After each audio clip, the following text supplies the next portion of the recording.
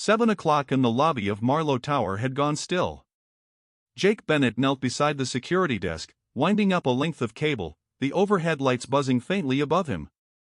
The elevator dinged. Claire Whitfield stepped out wearing a black dress she never wore to the office, her heels echoing sharply on the marble floor. Jake glanced up and grinned before he could catch himself. "So who's the lucky guy tonight?" Claire stopped mid-stride and turned toward him. Her voice came out steadier than she thought it would. "I was hoping it'd be you." Neither one moved. The guard behind the desk suddenly became fascinated with his monitor. "What would you have said if you were standing in that lobby right now?" "Hold on to that answer, it matters more than you'd guess by the time this is over."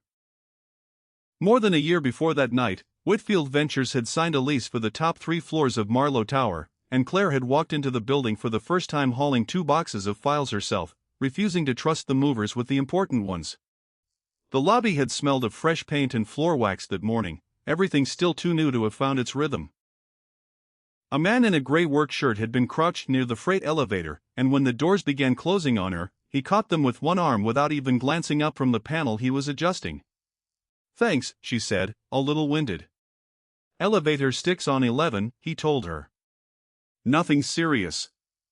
"I'm on it." That had been the entire exchange. Over the months that followed, it became a pattern neither of them ever spoke about directly. Jake was always the first one in the building and the last to leave.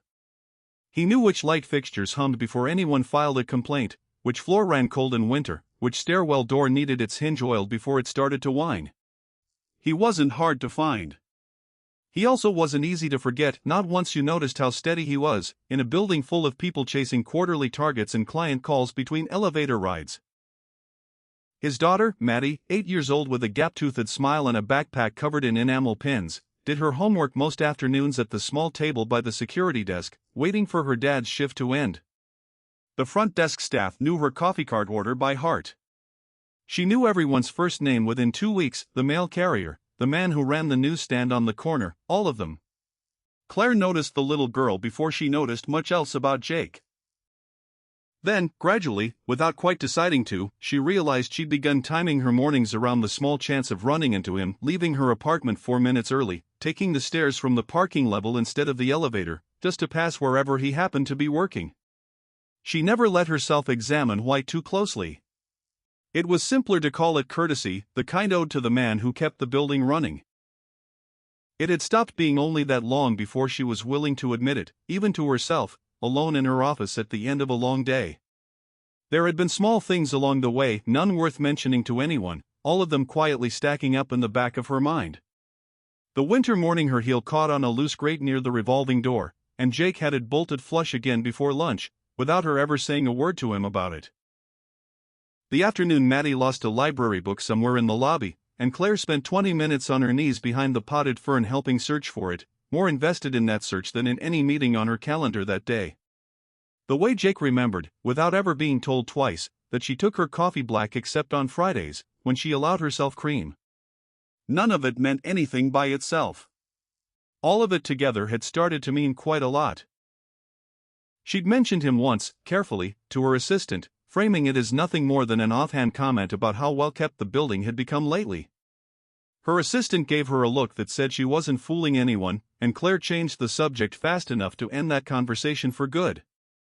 The tower sat in its downtown block the way it did every season, buses idling at the corner, construction cranes rising over the skyline 2 streets north, where a new stadium was going up. Marlowe Tower had stood long before most of the glass high-rises surrounding it, 31 stories of pale limestone that had aged into something locals pointed out to visitors without quite knowing why it mattered. Jake had come to know every inch of it the way some men know land they've inherited, not out of ambition, just from years of walking the same halls before anyone else showed up. Renee Foster, who ran operations and facilities for Marlowe Property Holdings, managed the buildings day-to-day the way a good stage manager runs a production, quietly, mostly unnoticed, until something broke. She oversaw Jake's contract along with everyone else's on the maintenance roster, and until the annual renewal paperwork came due that spring, she'd never had reason to look closely at his file. His work was excellent. That had always been enough. The renewal form asked for standard certifications, work history, 3 professional references. Jake filled it out the way he did everything, without fuss, and left it in Renee's mailbox on his way out one evening, the office lit by a single desk lamp. Renee read it over coffee the next morning, mostly from habit, scanning for gaps in dates the way she always did. Then she stopped scanning and started actually reading. Structural Safety Certification Engineer, Bramwell Construction. 5 years listed on the line, ending abruptly 4 years before Jake had ever come to work at Marlowe. She read it twice, then set the page flat on her desk as if it might slide away from her. Bramwell Construction was the firm that had built Marlowe Tower. She knew that because it was engraved on a brass plaque bolted to the parking garage wall, the kind nobody bothered reading after their first week in the building. She looked the name up on her computer out of pure reflex, the way you check a fact you already half believe, and found nothing dramatic, just a line buried in an old company newsletter archive noting that the Structural Compliance Division had been restructured for efficiency that same year.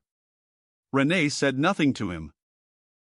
She told herself it wasn't her business, that plenty of people changed careers for reasons that belonged only to them, that a man raising a daughter alone owed no one in that building an explanation for choosing quieter work. She slid the file back into the cabinet, shut the drawer, and carried on with her morning as if nothing had shifted. But something had, and she knew it, the way you sense a floor is tilted before you ever see water run downhill. 2 floors up, Frank Delacroix, chairman of the board at Marlowe Property Holdings, was reviewing the annual calendar with his assistant when he spotted a date circled in red ink. Mandatory structural recertification, statewide, required every 5 years for commercial towers past a certain height. Marlowe's window opened in 11 weeks. "Pull the maintenance contracts for me," he said, and something flat in his tone made his assistant glance up before writing the request down. Renee brought him the file that afternoon, the same one she'd closed on Jake barely 2 days earlier. Frank flipped through it without expression, then his jaw tightened at a name he clearly never expected to see again in his lifetime, let alone inside his own building. He didn't explain why. He told Renee to quietly start sourcing other vendors ahead of the recertification, no formal explanation needed beyond due diligence. And dismissed her before she could ask a single follow-up question. Renee left his office holding nothing but a folder and a feeling she couldn't yet name. Frank sat alone after she left, the file still open on his desk, and for a long while he didn't move at all. He'd told himself for 5 years the matter was closed, filed away with the rest of Bramwell's old paperwork from a project he'd long since stopped thinking about. He'd built a second career on the strength of that closure. Moved from construction into property oversight, sat on 3 boards since, none of them any the wiser. He picked up his phone and called a contact at a vendor firm 2 counties over, a man who owed him a favor, and asked, casually, how fast a new maintenance crew could be brought in and briefed on a commercial tower this size. The answer satisfied him. He hung up and told himself, again, that this was simply due diligence. He nearly believed it.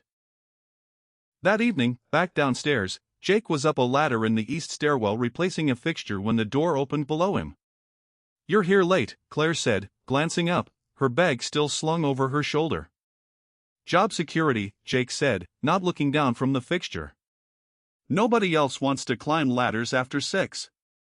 She laughed, more than the joke deserved, and neither of them brought it up again later, the way neither of them ever brought any of it up later.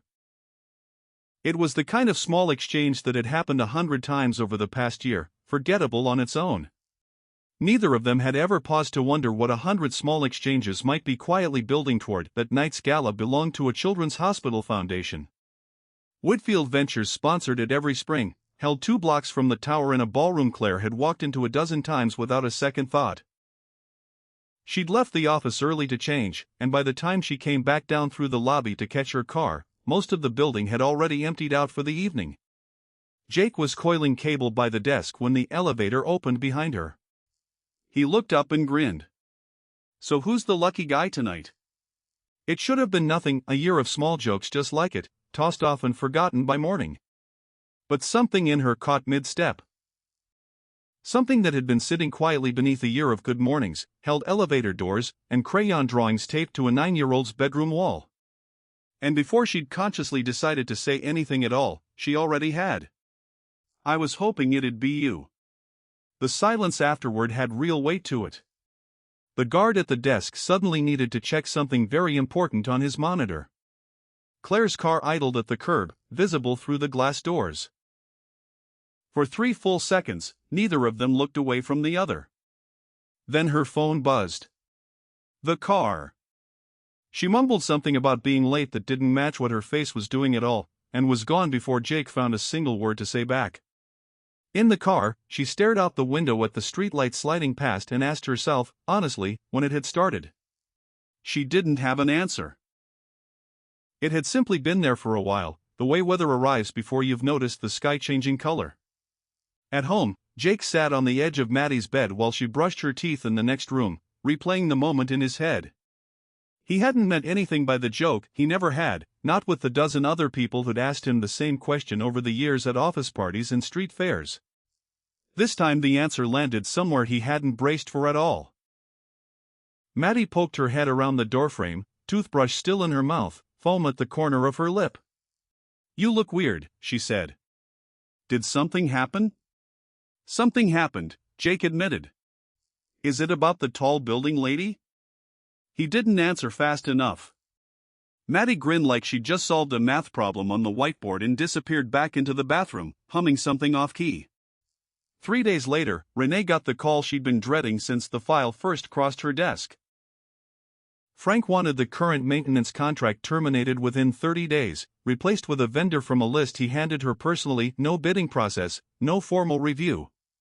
"They've done good work," Renee said, standing in his office doorway.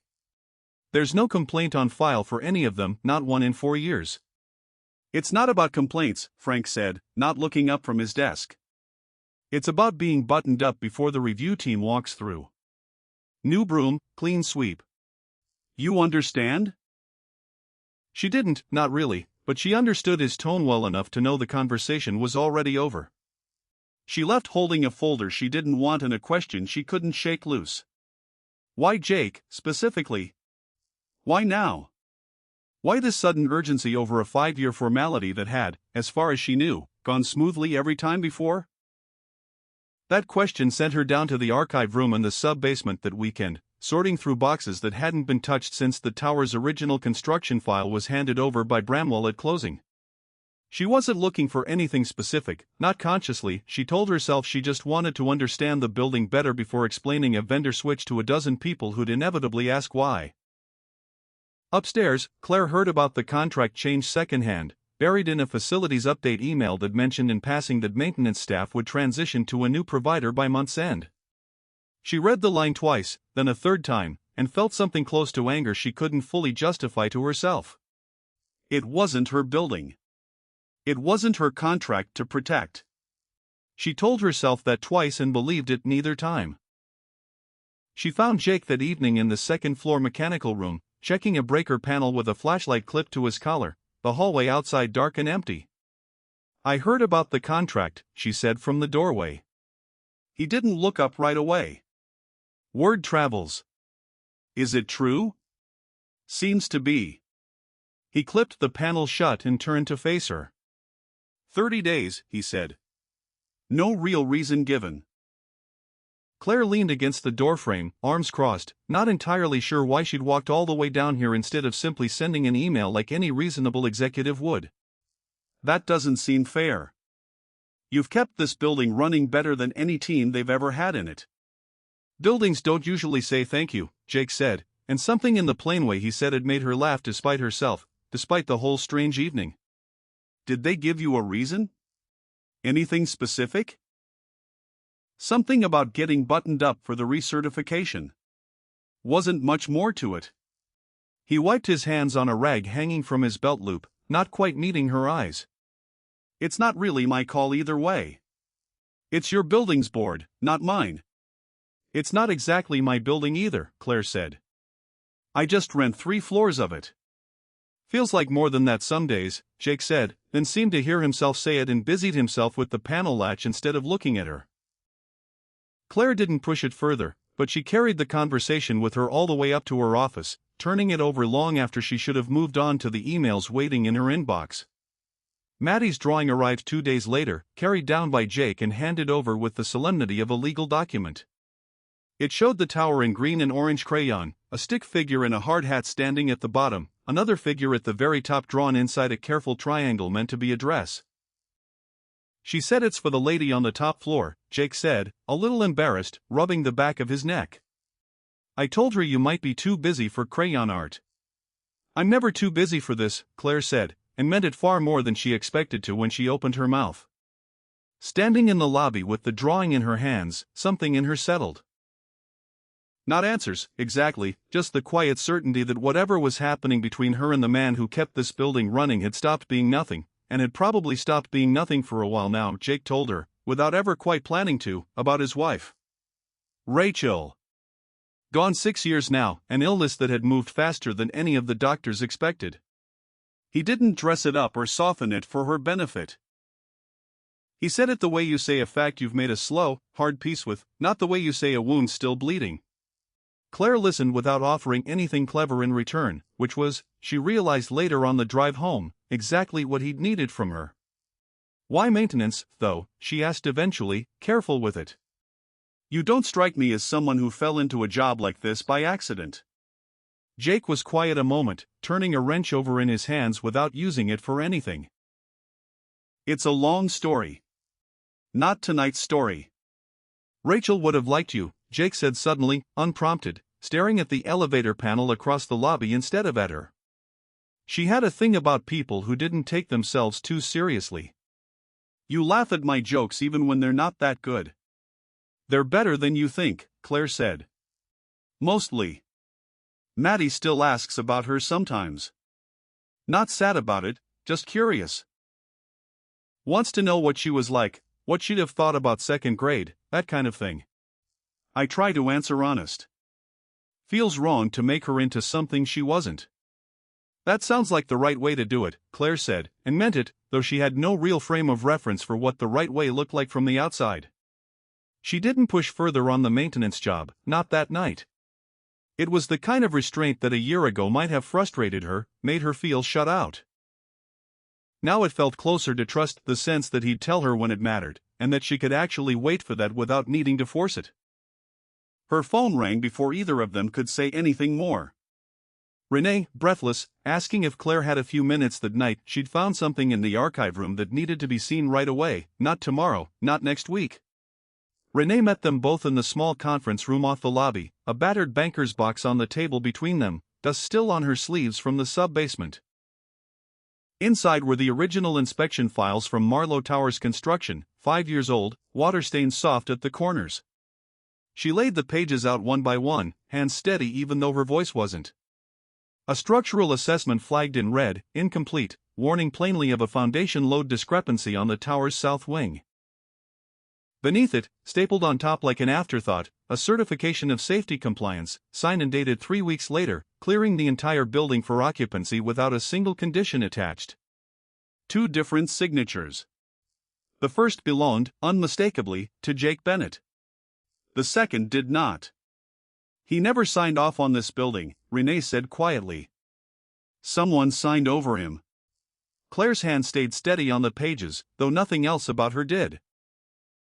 She found the second signature at the bottom of the compliance certificate, small and looping, instantly familiar to anyone who'd sat across a boardroom table from the man for the better part of a decade.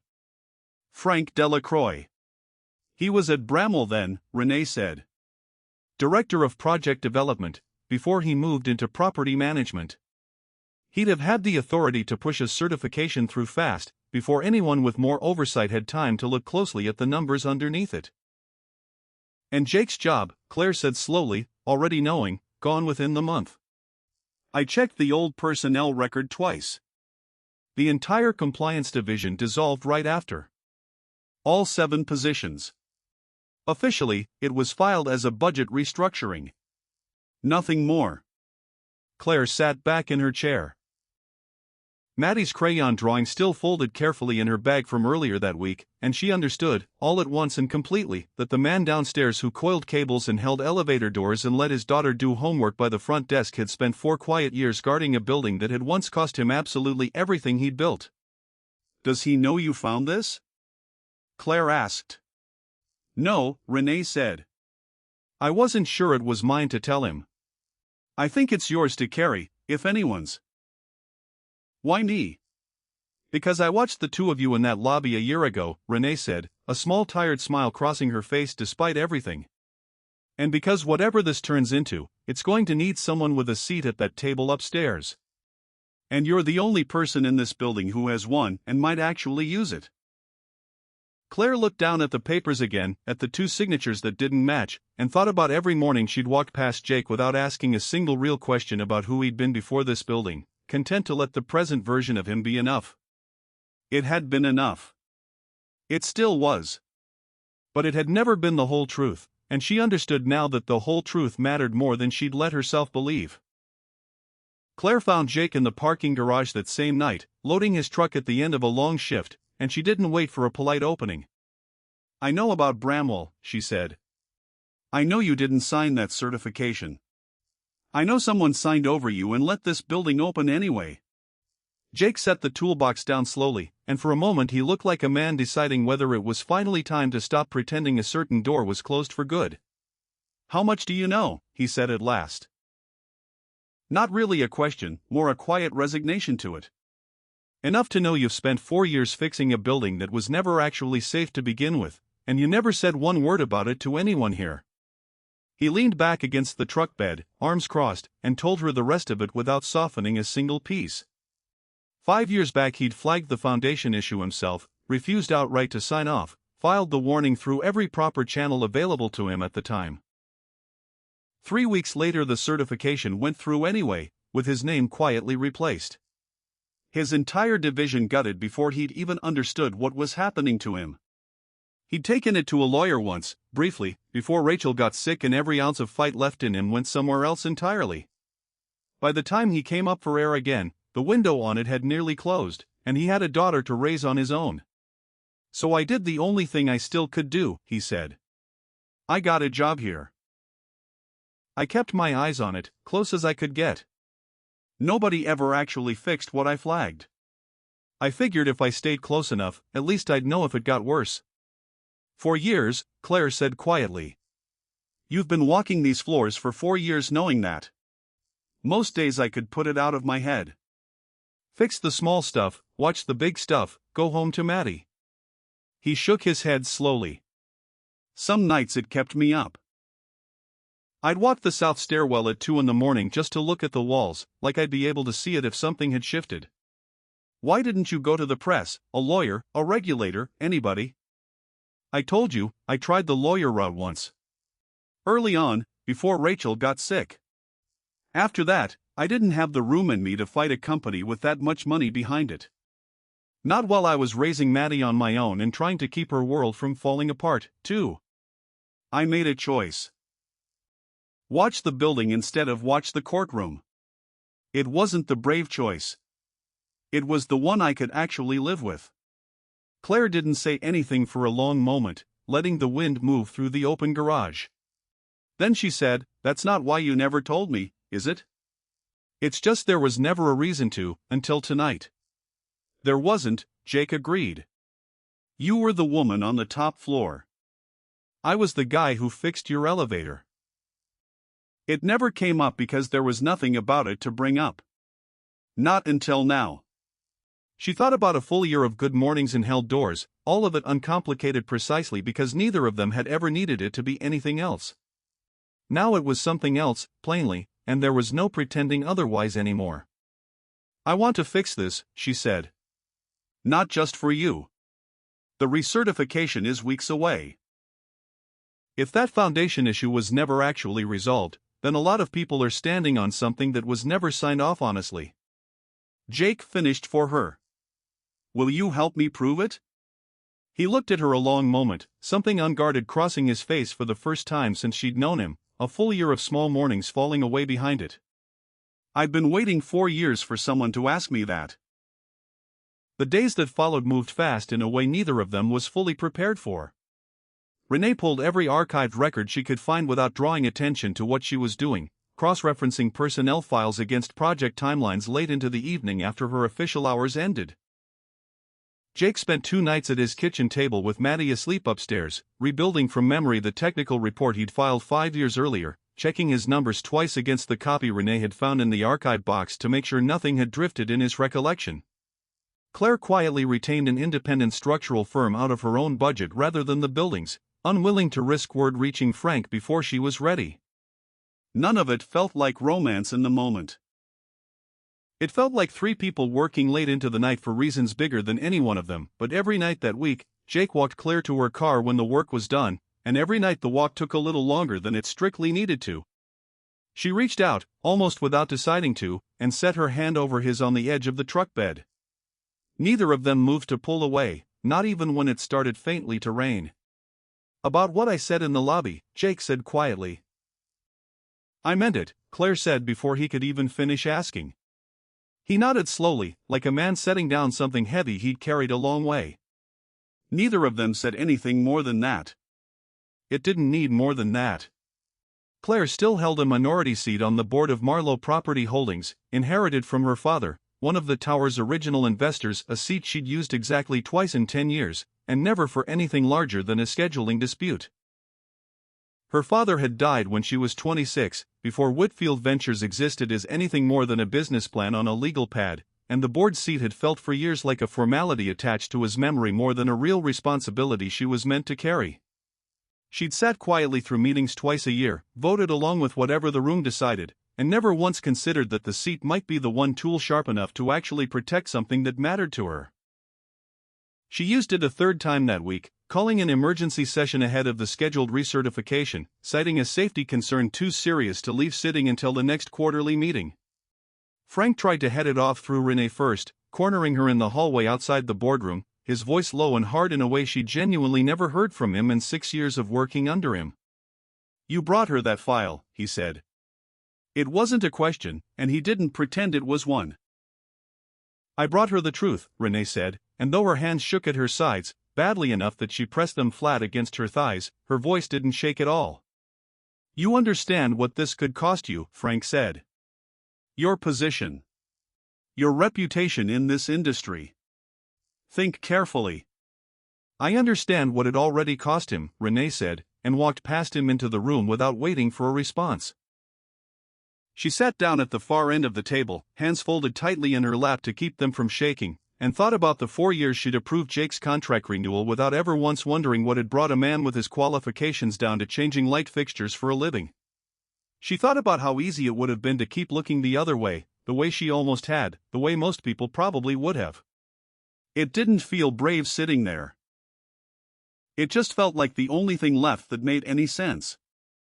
Maddie called Jake on video that morning before school, propped against a pillow, still in pajamas printed with cartoon planets. "Good luck," she said, solemn as a judge. "Not that you need it. You're the smartest person I know." "Second smartest," Jake said, straightening his tie in the mirror. "Your teacher's pretty sharp, too." "Third smartest," Maddie corrected without hesitation. "Mrs. Prentice knows a lot about dinosaurs, but you know about buildings. And buildings are harder." He laughed, and the tightness in his chest eased for a moment before he had to hang up and finish the tie he hadn't worn in 5 years, the knot coming out crooked twice before it finally sat right. Claire found him outside the boardroom doors an hour later, and for a second neither of them spoke, the hallway busy with people who had no idea what was about to happen in the room beside them. She reached over and straightened his collar without asking permission first, then took his hand and held it once, briefly, before the doors opened and an independent structural inspection team she'd brought in on her own dime filed past them into the room with their tablets and hard hats. Frank opened with confidence, the way a man opens a meeting when he's spent 30 years watching rooms bend to whatever he decided to say in them. He called the 5-year-old file irrelevant, outdated, a footnote from a previous administration that no longer reflected current building conditions. He suggested, mildly, almost sympathetically, that raising it now looked less like genuine diligence and more like a personal grievance carefully dressed up as concern for public safety. Claire stood and laid out, point by point, what the inspection team had already confirmed that very morning before the meeting even started. The original foundation flag had never actually been remediated, only quietly buried under a fresh certificate, and the load discrepancy Jake had identified 5 years earlier remained unresolved, somewhere beneath the south wing to this exact day. Then she turned and gave the floor to Jake. He spoke plainly, without any drama in it, the way he must have once spoken in front of rooms just like this one, before his name got erased from every record that mattered. He walked the board through what he'd found back then, what he'd flagged, and precisely what had happened to him and his entire division 3 weeks after he refused to put his name on something false. He didn't ask anyone in that room for sympathy. He asked them, simply, to look at the numbers in front of them. Renee went next, laying out the personnel record she'd pulled, the exact timeline of the compliance division's dissolution, and the second signature that didn't match the first one on the original warning by a single stroke. Frank's composure cracked exactly once, a small flicker, when he realized how much of the file Renee had actually managed to piece together, and it was more than enough for the room. One board member, an older man who'd sat beside Frank for over a decade, asked quietly whether anyone had verified the inspection team's findings independently that morning, and the lead inspector confirmed, without hesitation, that the discrepancy was real, measurable, and had almost certainly worsened slightly over the past 5 years of load and weather. Another member asked Jake directly why he hadn't simply walked away and let the matter go once he'd lost his job. Jake answered honestly that walking away hadn't felt like an option once he understood what was underneath the building people worked in every day, his daughter's school 2 blocks over, families riding the elevators he serviced every morning. The board didn't need long to deliberate behind closed doors after that.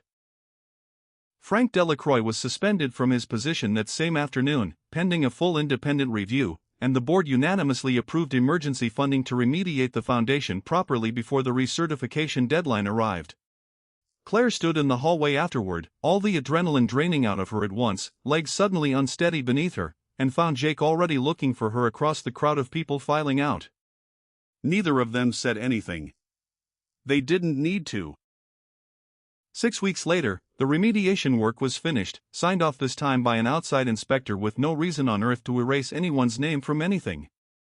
Jake's contract, and his whole team's, was made permanent, not out of guilt, Renee made a point of telling him, but because the work had always been genuinely good, and now everyone in that building finally knew it for a fact. Claire still came down to the lobby most evenings, though she no longer bothered pretending it was on her way to anywhere else in particular. She brought 2 coffees one Thursday and found Jake finishing up by the security desk, the same desk, nearly the same hour, almost a full year to the week since the very first time she'd held that elevator door open for a stranger. Maddie ran over from the little table where she still did her homework most afternoons, holding up a brand new drawing of the tower again, but this time with 3 figures standing at the bottom instead of just one, all 3 holding hands in careful crayon. "That's you," Maddie told Claire matter-of-factly, pointing at the smallest triangle figure. "You're staying in this one." Renee passed through the lobby a few minutes later, freshly promoted to oversee safety across the entire property portfolio now, and paused just long enough to grin at both of them over her shoulder. "Guess I owe you 2 an apology for how long I sat on that file before I finally said anything." "You told the truth when it actually counted," Claire said. "That's the only part of it that matters in the end." Renee shrugged, clearly pleased despite herself, and headed on toward the doors, already checking her phone for the next thing on her list. Maddie tugged on Claire's sleeve before she could sit down with her coffee. "Are you coming to my school thing next week?" "Dad said maybe." "If work's not too busy, I'll be there," Claire said. And Maddie grinned the same gap-toothed grin her father had, satisfied, and went back to her homework at the little table like the question had never needed asking in the first place. Jake and Claire stood alone by the desk where all of it had started, the same fluorescent hum overhead, the same quiet lobby settling into evening around them. For a moment, neither of them said a word. Then Jake reached over and took her hand, the way he hadn't quite managed to the very first time, and this time, with nowhere left to hide and nothing left unsaid between them, neither of them let go.